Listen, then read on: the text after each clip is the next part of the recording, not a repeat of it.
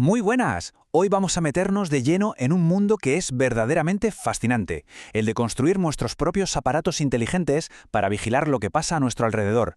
Vamos a ver cómo con piezas bastante sencillas se puede crear tecnología muy potente. Empezamos. A ver, de primeras esto parece un enigma. Por un lado tenemos una aplicación en el móvil, súper limpia, súper sencilla, y por el otro, pues una maraña de cables, chips y placas que parece de todo menos simple. Vamos, que no parece que tengan nada que ver, ¿a que no? Pues esa es la gran pregunta, ¿no? ¿Cómo pasamos de ese caos de hardware a una app tan clara en la pantalla? Bueno, pues eso es justo lo que vamos a desgranar. Vamos a ver que no solo están conectados, sino que son, en realidad, dos caras de la misma moneda. Para entender cómo funciona casi cualquier dispositivo del Internet de las Cosas, o IoT, hay una analogía que funciona de maravilla. Solo hay que pensar que tienen tres partes clave.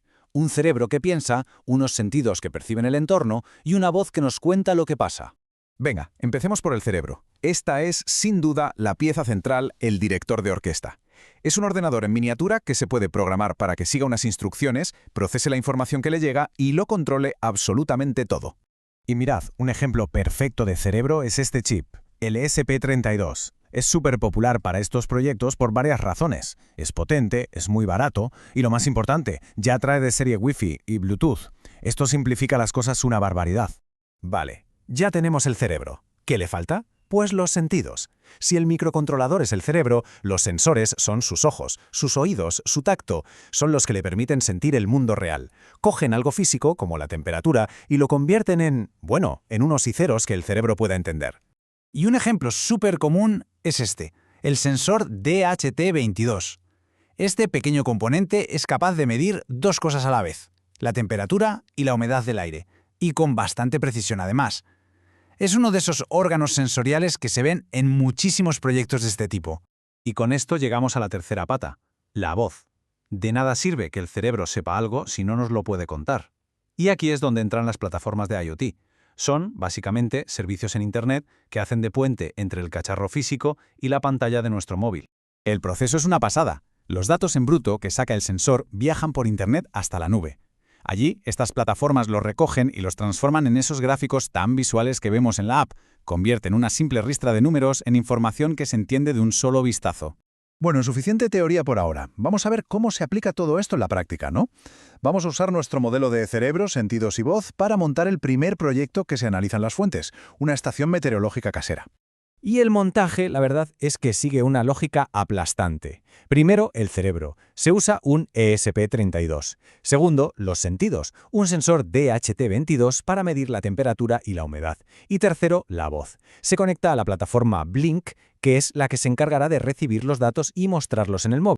¡Y voilà! Este es el resultado. Toda esa aparente maraña de cables se ha transformado en esta interfaz, limpia y súper útil. Es el ejemplo perfecto de cómo esos tres bloques, el cerebro, los sentidos y la voz, se unen para crear una herramienta digital de verdad.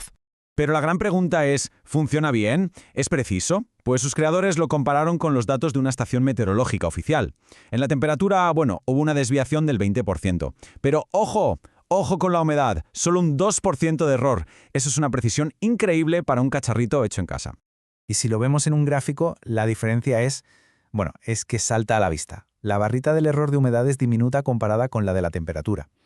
Y esto nos enseña algo muy importante, que incluso los sensores más baratos pueden dar datos súper fiables para ciertas cosas. Vale, el primer proyecto era sencillito, para coger la idea. Ahora vamos a complicarlo un poco y a ver cómo estos mismos principios sirven para algo más avanzado. Un sistema de riego automático para un jardín inteligente. Aquí la cosa se pone más interesante. No solo se añaden más sentidos como sensores que miden la humedad directamente en la tierra, sino que se introduce una idea nueva, los músculos. ¿Qué es esto? Pues son actuadores, como por ejemplo los relés, que permiten que el sistema haga cosas en el mundo real, en este caso, abrir o cerrar el grifo del agua.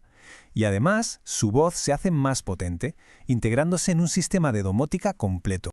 Y este es el resultado. A ver, de primeras intimida un poco, ¿verdad? Parece mucho más lioso que la estación meteorológica.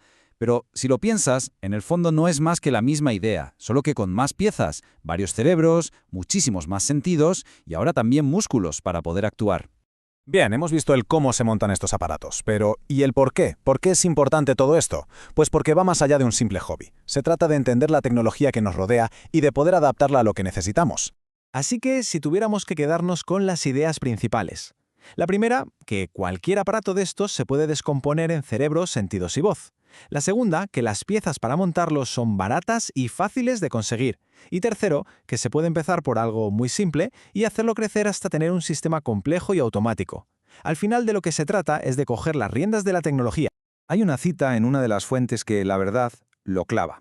El objetivo de todo esto no es otro que conectar el mundo físico, el de las cosas, con el mundo digital, el de los datos. Y una vez conectados, poder entenderlo mejor y actuar sobre él de formas que antes eran imposibles.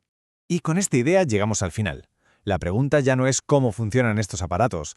Ahora que se conocen las piezas fundamentales, la pregunta que queda en el aire es ¿qué se podría llegar a construir? Las posibilidades, desde luego, son casi infinitas.